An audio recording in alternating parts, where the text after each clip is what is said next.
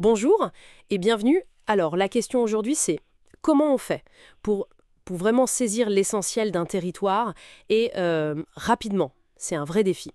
On va s'appuyer sur un document qui donne une sorte de méthode, comme une feuille de route pour trouver les infos clés. L'idée, c'est de voir comment analyser un territoire sur tous les plans, social, économique et puis environnemental. Et justement, l'approche qu'on explore suit ces trois grands axes.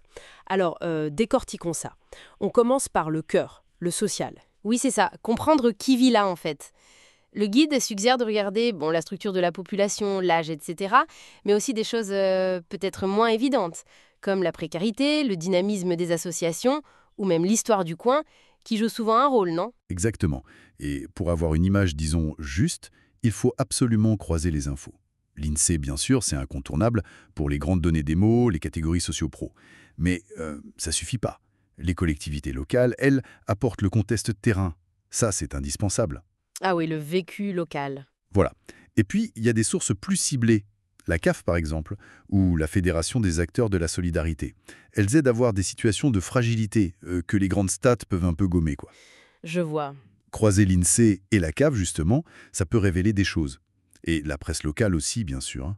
Une mine d'or pour le quotidien. Oui, c'est vrai. Ça donne une vision déjà plus humaine que juste des chiffres bruts.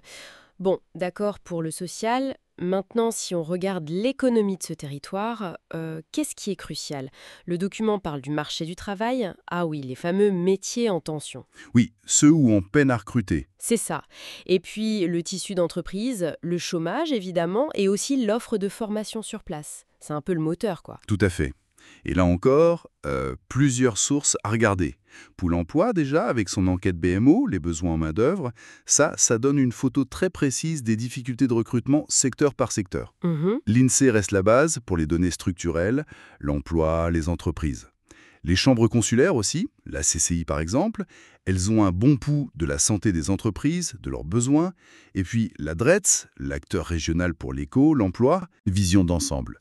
Sans oublier bien sûr les collectivités. Ce qui est intéressant, c'est de voir comment tout ça dessine les opportunités et les défis propres au territoire. On voit bien comment les pièces s'assemblent, oui. Alors, après le social, l'économique, le guide nous parle d'une troisième dimension. L'environnemental. Mais attention, c'est l'environnement au sens large, c'est ça, hein? Pas juste la nature. Exactement, c'est bien plus large. Ça englobe l'habitat, l'urbanisme, les infrastructures clés comme les transports, l'accès à la santé, mais aussi le développement durable, les risques, inondations, industrielles, etc. Et même la précarité énergétique. Ah oui, la difficulté à se chauffer, payer les factures, ça touche vraiment le cadre de vie au quotidien? C'est un aspect crucial. Et pour analyser ça, les collectivités territoriales sont souvent la meilleure porte d'entrée. Elles ont les documents d'urbanisme, les plans climat, parfois un agenda 21. D'accord. Et puis, il y a des agences spécialisées qui sont clés. L'ANA, l'Agence nationale de l'habitat, pour aider aux travaux de rénovation, notamment énergétiques. Mhm. La NERU, l'Agence nationale pour la rénovation urbaine, pour les gros projets dans certains quartiers. Et puis la NCT, l'Agence nationale de la cohésion des territoires, qui travaille sur l'équilibre global. Tous ces éléments façonnent le quotidien, mais aussi l'attractivité du territoire et sa capacité à être durable. En fait, si on prend un peu de recul, on voit bien que cette approche en trois temps, social, éco, environnement, elle est vraiment nécessaire pour comprendre l'ensemble. Et ce qui est fondamental, c'est de voir à quel point tout ça est lié. C'est interconnecté. Oui, c'est ça. Une décision sur le logement, ça a des impacts sociaux, économiques. Les transports, ça touche l'environnement, l'accès à l'emploi, tout se tient. Effectivement, cette vision d'ensemble est essentielle. Donc ce qu'on retient de cette méthode, c'est pas seulement l'analyse sur ces trois plans, mais aussi l'importance de varier les sources d'infos. Données publiques, oui, mais aussi les associations, la presse locale, les acteurs du terrain. Tout à fait, C'est ça qui donne une image fidèle, nuancée, bien au-delà des clichés ou des premières impressions. absolument. Et ça soulève une question importante pour la suite en fait. Une fois qu'on a fait tout ce travail, qu'on a cette compréhension fine du territoire, comment on s'assure que ça débouche sur des actions concrètes? Comment on garantit que les politiques mises en place répondent vraiment aux besoins qu'on a identifiés?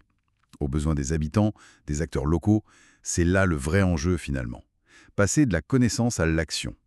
Une action qui soit vraiment pertinente.